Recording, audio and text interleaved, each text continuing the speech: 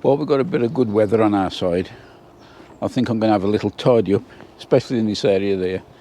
And then I can think about putting the raised sides in for the beds, which are going to eventually be home to the runner beans and the French beans.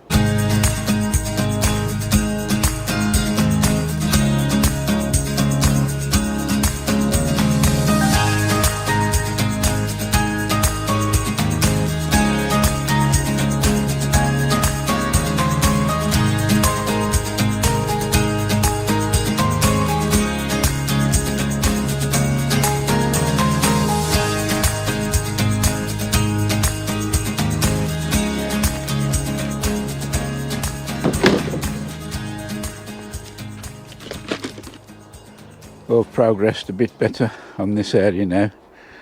Not so much clear out because I've just moved it onto that side, but after I sort out, I'm sure some of that can get down to the tip. But the main objective of this was to clear the land ready so that I can start marking out the beds. And the stage we're at now, we can get ahead. So we've got the slabs over there, so I'll be using those to create the walls. And so this is going to be the bed for the runner beans and French beans, permanent. So we need to make a decent job of this, and hopefully it'll see me out.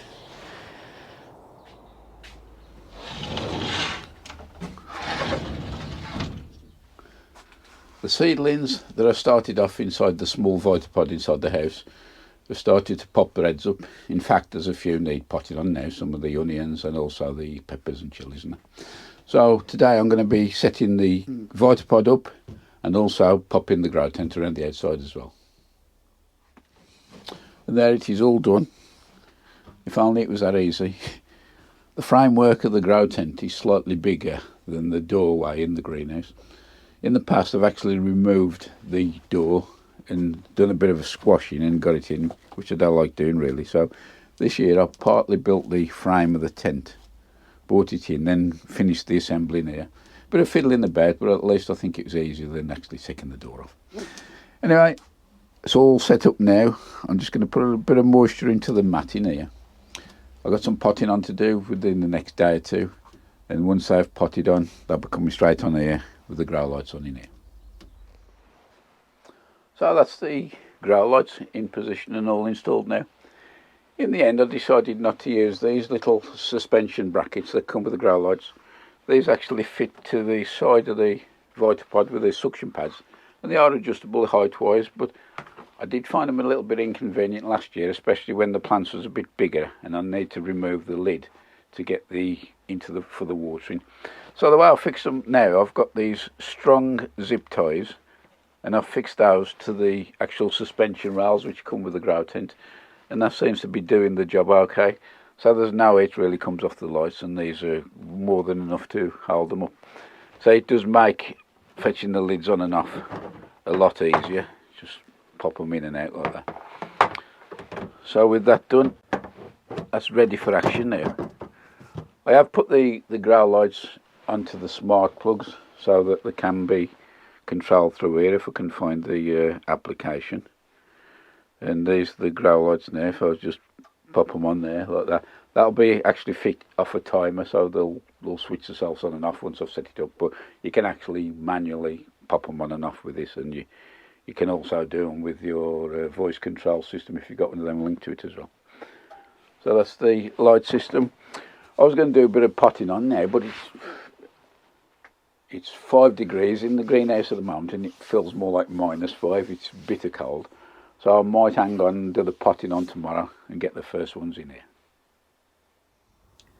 I've got my first few onions here to pot on. Strangely, these are all sown, there's 3 or 4 different varieties sown at the same time in the same conditions, and they've germinated at different rates for some reason. Never mind, these are, I think, the Rosa Roscoff. I'm going to pot them on now, and this compost here, if you watched the video I did recently with the carrot tanks, some of the compost I've still got left over, I've sieved that up, put it through an even finer sieve, then I've added blood, fish and bone, and that's what I'm going to be using to pot on.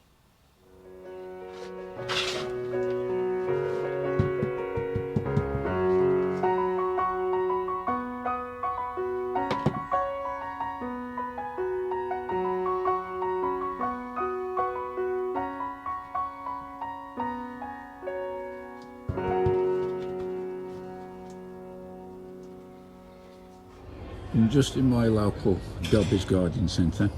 Not sure if you're aware, two big companies in the UK have ceased trading who supply Gladiolus to a lot of people.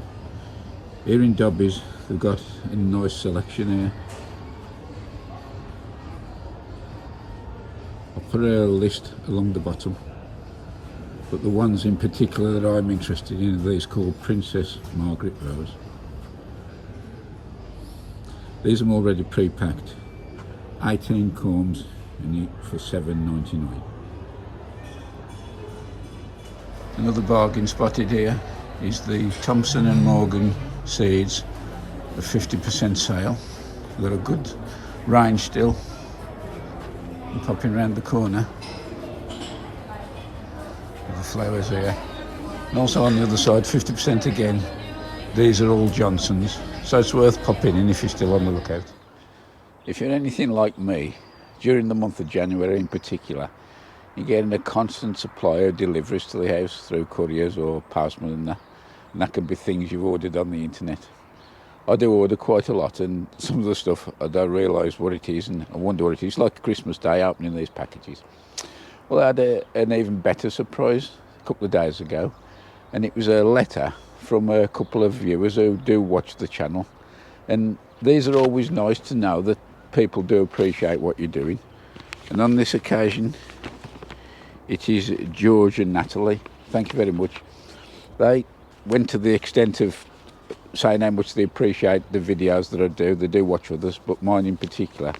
And as a sign of gratuity, they actually popped some seeds in the post, some that they've actually tried themselves, and they're offering me to do them, which I'm going to be sowing this year. There's a courgette called Zephyr, a tomato called Ildi, broad bean called Karmazin, and some kale. Now, broad beans, I love broad beans, but unfortunately I'm the only one in the family who eats them now. So I'm going to find a little space, pop a few in, just for me. That's my reward. But going back to what I was saying, I do appreciate this. To George and Natalie, thank you very much. Producing videos, for those who do videos, you'll know that filming can be quite intensive, take a lot of time, especially if you have to do retakes. I've got railway behind me, which there's constant flow of trains, and to be fair, this microphone that I use does filter a lot of the background noise out, but there is still quite a lot out to retake. And if you're filming on your own, setting the camera up can take a long while. I have to use my phone to actually see what's on the screen and stuff like that. Sometimes if my wife's around, I'll give her the chance to help me with the camera, but 9 times out of 10 I'm doing it myself, and so you can make a job 3 or 4 times longer. But to know that people do appreciate it, that's great. So thank you very much, George and Natalie, I do appreciate that. Anyway, talking about packages, I've had another one delivered not long ago, and I'm going to show you what it is. And this is my most recent delivery. It's 12 raspberry cranes. The variety is Autumn Bliss.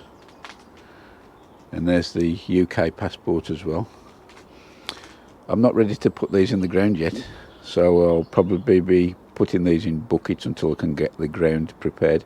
But what I will do before I plant them is actually give them a good soaking. As I mentioned earlier, those raspberries, I need to give them a soaking in a bucket of water to get the roots rehydrated, and then I'll pop them in some buckets because the ground's not ready. I was quite told they did give me some raspberry canes last year which wasn't ready, so I'll put them in some florist buckets. Completely forgot that those buckets have got no drainage holes and they've been standing in water for ages, and quite a few of them are rotted. That's why I've actually purchased the new ones now. Never mind. Anyway, can you believe it? We're almost through January. Still lots to do.